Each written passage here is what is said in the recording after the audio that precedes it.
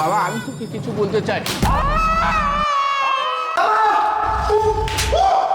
এই বুড়ো, তোকে না বলছি তোর ছেলের কাছে কিছু বলবি না, তারপরও কেন বলতে গেছিলি? বাবা কি হয়েছে তোমার?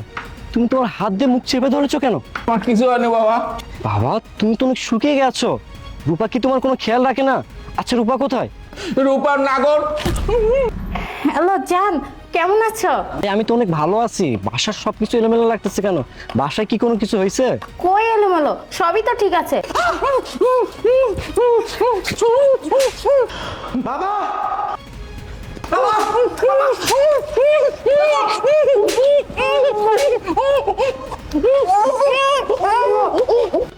হায় আল্লাহ, এটা আমি কি দেখতেছি? আমার স্ত্রী আমার বাবাকে বেল দিয়ে মারতেছে, সাথে আমার ভাইকেও মারতেছে। কিন্তু কেন? বাবা আমার স্ত্রীর পাশে এই ছেলেটিকে আগে কখনো দেখে, এটা আমি কি দেখলাম? এই ছেলেটিও মারতেছে কেন? কেন মারতেছে? আমার বাবা আর আমার ভাই তো অনেক কষ্ট হচ্ছে। এই রাখো, আর মারতে হবে না। আজকের মতো ওদেরকে ছেড়ে দাও। অনেক মারছি, বেশি মারলে কেন না মরে গেল। এখন চলো আমরা বেডরুমে যে একটু ভালো সময় পার করি। ঠিকই বলেছো জান, চলো। এই বুড়ো, তোকে বলছি রান্নাঘরে যত থালি বাসন আছে সব মেজে রাখবি, বুঝেছিস? আরে তোকে বলছি রান্নাঘরে গিয়ে রান্না করবি, রান্না শেষ হলে আমাদেরকে ডাক দিবি, দুপুরে লাঞ্চ করব, বুঝেছিস? যত সব। চলো। না না, আমার মন বলতেছে এখানে কোনো রহস্য আছে। না না, এখানে আর আমার চুপচাপ বসে থাকলে চলবে না। আমি এক কাজ করি, আমি এখনই বাসায় যাই। এই আমি না একটা জিনিস কিছুতেই বুঝতে পারছি না, তুমি ওদেরকে এত নির্যাতন কেন করো? আরে ওদেরকে আমি নির্যাতন কেন করি জানো? ওদেরকে না আমার একদম সহ্য হয় না, তার জন্য আমি বেশি করে নির্যাতন করি। তারা যেন আমার নির্যাতন সহ্য না করতে পেরে গ্রামের বাড়ি চলে যায়।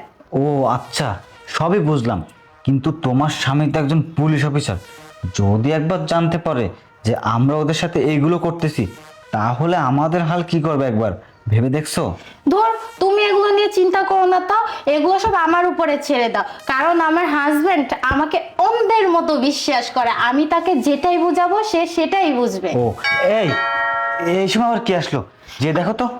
আসলে তো এই সময় আবার কি আসলো? তুমি বসো, আমি দেখে আসছি। আচ্ছা ঠিক আছে, ধুর ভালো লাগে না। হায় আল্লাহ, এটা দেখি আমার স্বামী। তার না 1 মাস পরে আসার কথা ছিল, এখনই চলে আসছে।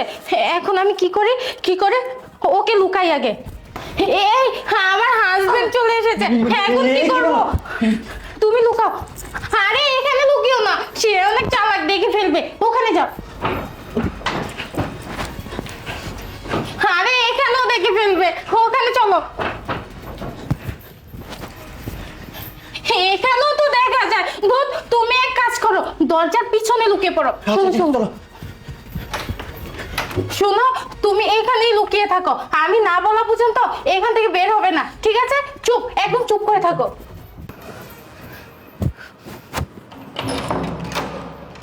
আরে আশরাফ, তুমি এই সময় যে, তোমার না আরো 1 মাস পরে আসার কথা ছিল?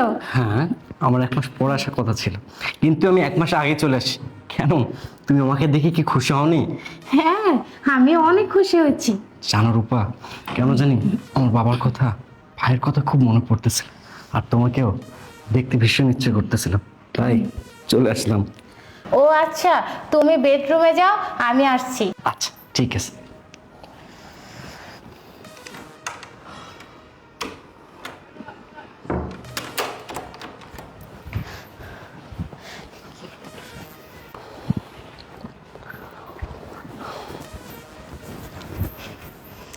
এই শোনো না, তুমি ফ্রেশ হও, আমি তোমার জন্য খাবার বানিয়ে আনি। দরকার হবে না রূপা, শোনো, আমি ডিসিশন নিয়েছি, আজকে তোমাকে একটা ম্যাজিক দেখাবো। ম্যাজিক? কি ম্যাজিক দেখাবে? আমাদের রুমে তুমি আর আমি ছাড়া আর তো কেউ নেই, তাই না? হ্যাঁ। আমি ম্যাজিক দেখানোর পর 1 2 3 গোনার সাথে সাথে এখানে 3 জন মানুষ হয়ে যাবে। আরে তুমি এগুলো কি বলছো? তোমার কি মাথা খারাপ হয়ে গেছে? মাথা মাথা আমার ঠিকই আছে, মাথা খারাপ হয়েছে তোর। আমি কি বলতেছি বুঝতেছিস না, তাই না? ঠিক আছে, আমি বুঝিয়ে দিচ্ছি। শোন, এই শাহরুখ, এদিকে আয়। বল, এটা কে? আরে ওকে ওকে তো আমি চিনি না, আমার মনে হয় যে চোর চুরি করতে এসেছে। এই চুরি করতে আসছে মানে? ভাই আমি কোনো চোর টোর না, আমি হচ্ছে আপনার স্ত্রীর বয়ফ্রেন্ড। এই তুই কি বললি? বয়ফ্রেন্ড? এই কথা বলতে তো লজ্জা করে না? সাথে হিসাব নিকাশ একটু পরে করতেছি, দাঁড়া জানোয়ারের বাচ্চা। আরে এই বেঈমানারি, তোর মনে একটা বারো প্রশ্ন জাগলো না যে মানুষটা 1 মাস পর আসার কথা ছিল, সে মানুষটা 1 মাস আগে কেন আসলো? এই আমি যখন তোর সাথে কলে কথা বলতেছিলাম, তুই ভেবেছিলি আমি আমার লাইনটা কেটে দিয়েছি, কিন্তু না, আমি আমার লাইনটা কেটে দিই নাই। তুই আর তোর নাগর মিলে আমার বাবার সাথে, আমার ভাইয়ের সাথে যা যা করেছিস, আমি সব কিছু শুনতে পেয়েছি, সব কিছু দেখতে পেয়েছি। আমি শুধুমাত্র তোদেরকে হাতে নাতে ধরার জন্যই বাসায় আসছি। এই তুই আমার বাবার উপর, আমার ভাইয়ের উপর প্রতিনিয়ত অত্যাচার নির্যাতন করতি, যেটা তুই আমাকে কখনোই বলতি না। এই আমি তোকে কি দেই নাই? আমি পুলিশের চাকরি করতেছি কিসের জন্য? তোর যখন যেটা লাগতেছে সেটাই তোর সামনে হাজির করে দিচ্ছি। তোর কাছে আমার একটাই চাও ছিল, সেটা হচ্ছে আমার বাবার, আমার ভাইয়ের একমাত্র দেখাশোনার দায়িত্ব তোর। কারণ আমি ছাড়া আমার ভাইয়ের, আমার বাবার এই দুনিয়াতে আর কেউ নেই। কিন্তু তুই কি করলি? দিনের পর দিন আমার বাবার সাথে, আমার ভাইয়ের সাথে খারাপ ব্যবহার করলি, তাদের উপর অত্যাচার নির্যাতন করলি, ইভেন তাদেরকে বাসা বাড়ি, চাকর বাড়ি রেখেছিস। এই কেন রেখেছিস? এই আমি তোকে কেন বিয়ে করেছিলাম? কিসের জন্য বিয়ে করেছিলাম? তোকে বিয়ে করেছিলাম শুধুমাত্র এই পরিবারটার জন্য, আমার বাবার জন্য, আমার ভাইয়ের জন্য। আমি ভেবেছিলাম সবকিছু তোর হাতে তুলে দে, আমি নিশ্চিন্তে থাকতে পারবো। এই কি আমার নিশ্চিন্তে থাকা? তোর মনে একটা বারের জন্য প্রশ্ন জাগলো না? এই সমস্ত কথাবার্তা যদি বাইরের লোকজন শোনে, তাহলে আমার রেপুটেশনটা কি হবে? এই ফ্যামিলির রেপুটেশনটা কি হবে? তুই কি জানিস আমার বাবা অসুস্থ মানুষ, ঠিক মতো চলাফেরা করতে পারে না? সেই মানুষটাকে তুই ছাড় দিস নাই। আমার জীবনে আমার বাবার অবদান কত তুই কি একটা বার খেয়াল করে দেখেছিস? একটা বার চিন্তা করে দেখেছিস? আমি যখন অনেক ছোট, তখন আমার মা মারা যায়। আমার মায়ের মুখটি কেমন তা আমার মনে নাই। আমার বাবা আমাকে মায়ের স্নেহ, মমতা, বাবার শাসন দিয়ে লালন পালন করেছে। সেই মানুষটাকে তুই ছাড় দিস নাই। এই তোর মনে একটা বারো প্রশ্ন জাগে নাই? তুই যা করেছিলি, অন্যায় করেছিলি, আমি আমি কাকে কি বলতেছি? এতটুকু বিবেক, এতটুকু মনুষ্যত্ববোধ যদি তোর থাকতো, তাহলে এমন জঘন্য কাজ তুই কখনো করতে পারতি না। তুই শুধু আমার বাবার উপর, আমার ভাইয়ের উপর অত্যাচার নির্যাতন করেই থেমে থাকিসনি। তুই দিনের পর দিন আমার ভালোবাসা, বিশ্বাসকে পুঁজি করে আমারই বেডরুমে তোর নাগরকে নিয়ে রঙ্গলীলা, রাসলীলা করেছিস। এই আমি কি এটা বেশ্যাখানা বানাইছি? তুই যখন যা করবি ইচ্ছে মতো করবি। বল, এটা কি বেশ্যাখানা? এটা কি জলসাগর? আমার ভাবতে অবাক লাগতেছে, তোর মতো নর্দমার কিটের সাথে আমি এতদিন সংসার করতেছিলাম। সি সি, তুই এতটা খারাপ? মানুষ ঠিকই বলে অন্ধকে কখনো পথ দেখাতে নাই। এই বেঈমানাই, তুই তোর অবস্থানটা ভুলে গেলি কিভাবে? তুই তো ছিলি অজপাড়া গায়ের একজন অবহেলিত মেয়ে। সেখান থেকে আমি তোকে তুলে নে, ভালো একটা ফ্যামিলি দিয়েছি, ভালো একটা সংসার দিয়েছি, ভালো একটা শ্বশুর দিয়েছি। তুই তার কদর করলি না, অ্যাটলিস্ট তুই আমার ভালোবাসা পর্যন্ত বুঝলি না। আরে আমাকে যদি তোর ভালো নাই লাগে, আমার সাথে যদি তুই সংসার করতে নাই চাস, তুই তো আমাকে বলতে পারতি। আমি হাসতে হাসতে তোর লাইফ থেকে সরে দাঁড়াতাম। না না, আমি আর তোকে ছাড়বো না।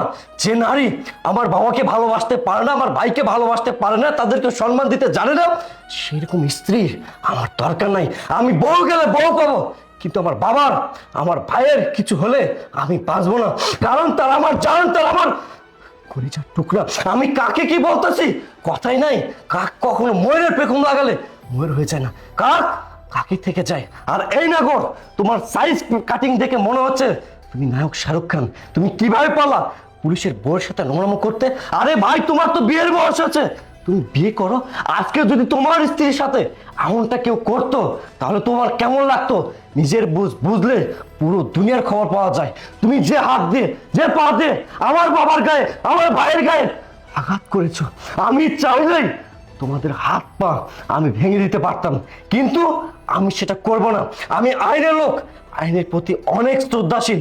তোরা যা যা করেছিস, তোদেরকে শাস্তি পেতেই হবে, কঠিন শাস্তি। আমি তোদেরকে এমন শাস্তি দেওয়ার ব্যবস্থা করব যেন ভবিষ্যতে কোনো পুত্রবধূ তার শ্বশুরের সাথে, তার দেবরের সাথে এমনটা করার সাহস না পাই, আমি থানায় অলরেডি ইনফর্ম করে দিয়েছি, পুলিশ আসতেছে, তোদের সাথে আমার দেখা হবে আদালতে। ভালো থাক তোরা। হে আশা, আশা আমার কথাটা শোনো। হে দরজা খুলো। হ্যাঁ, এখন আমি কি করব? সব তোমার জন্য হয়েছে। তুমি কেন স্বীকার করলে যে তুমি আমার বয়ফ্রেন্ড? হ্যাঁ, এখন তো সব তো আমার হবে। আমাকে তুমি চোর বানিয়ে দিচ্ছ আর আমি স্বীকার করবো না, তাই না?